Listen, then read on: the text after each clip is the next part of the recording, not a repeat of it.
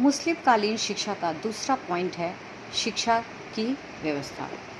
मुस्लिम शासकों ने शिक्षा के उद्देश्यों को पूरा करने के लिए अपने ढंग से शिक्षा को संगठित करने का प्रयास किया। इस काल में शिक्षा की व्यवस्था मस्जिदों से संबंधित मकतबों और मदरसों में की गई। शिक्षा के स्तर की दृष्टि से इसको निम्नलिखित दो भागों में विभाजित किया गया। प्राथमिक शिक्षा थी, यह शिक्षा मकतबों में दी जाती थी और उच्च शिक्षा या मदरसों में दी जाती थी।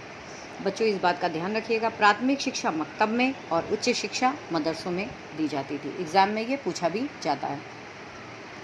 मकतबों और मदरसों में दी जाने वाली प्राथमिक तथा उच्च शिक्षा का वर्णन इस प्रकार है।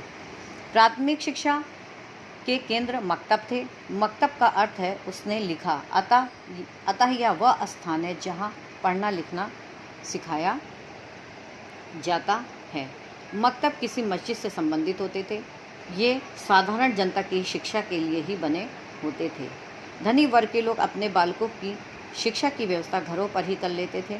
मकतबों के अतिरिक्त खानकाह व दरगाहों में शिक्षा प्रदान की जाती थी। मकतब में अब प्रवेश कैसे लिया जाता था, इसकी विधि बताई गई है। जिस प्रकार वैदिक काल में शिक्षा में उपनयन संस्कार तथा बौद्धकालीन शिक्षा में प्रविज्य संस्कार होता था, उसी प्रकार इस्लामी शिक्षा में बिस्मिल्लाह नामक रस्म पूरी की जाती थी। कौन सी रस्म बच्चों? बिस्मिल्लाह नामक रस्म पूरी की जाती थी। यह रस्म जब बालक 4 साल 4 महीना और 4 दिन का होता था तब मनाई जाती थी।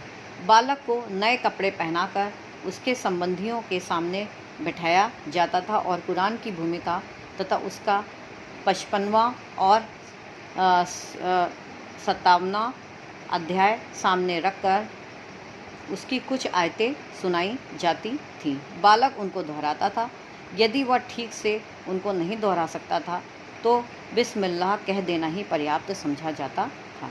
बिस्मिल्लाह की रस्म पूरी होने पर बालक का मकतब में प्रवेश होता था।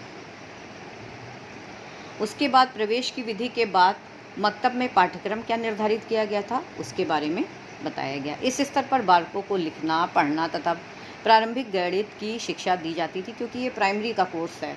कुरान की आयतें रटाई जाती थी। बालक के सुंदर लेख पर विशेष ध्यान दिया जाता था।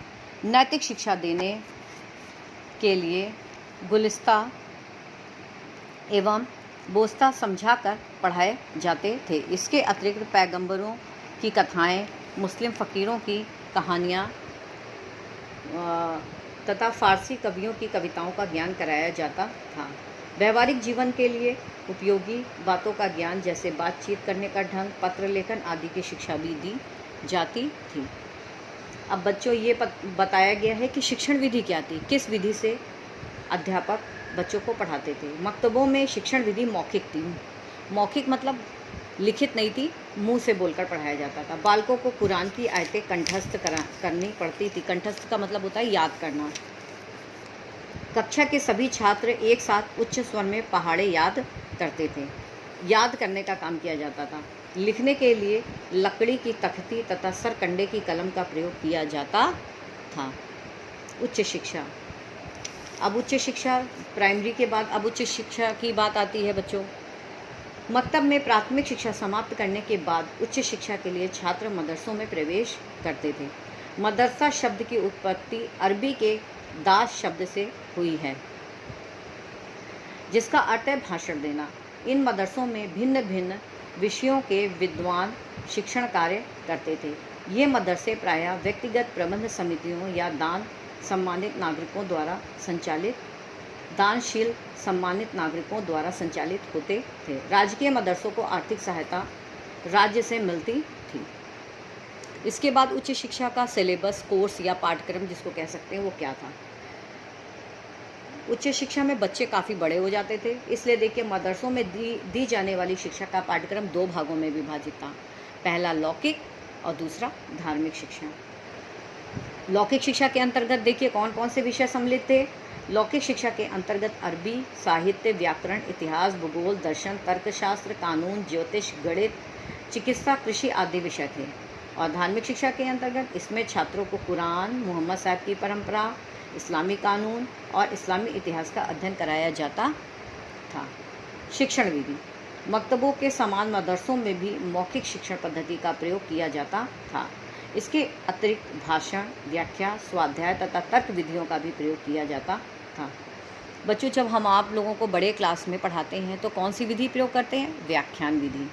तो बच्चों, भाषण, व्याख्या, स्वाध्याय और तर्क विधि, ये बड़े क्लास के बच्चों को इस विधि का प्रयोग करके पढ़ाया जाता था। शिक्षा का माध्यम अरबी भाषा था।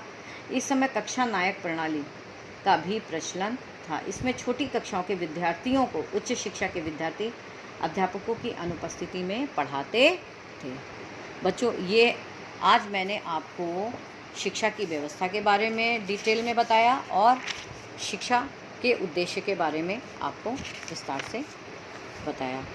अब बच्चों, आज आपको मैं फ़ोटो खींचकर भेज रही हूँ, इसको ठीक से पढ़ लीजिएगा।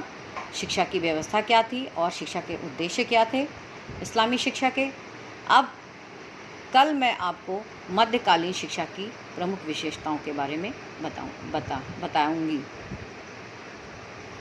जिस प्रकार से बच्चों मैंने वैदिक कालीन शिक्षा की विशेषताएं और बौद्धकालीन शिक्षा की विशेषताओं को विस्तार से बताया और ये बहुत इम्पॉर्टेंट है, ठीक उसी प्रकार मैं आपको मध्यकालीन शिक्षा की प्रमुख विशेषताओं के बारे में विस्तार से कल चर्चा करूंगी।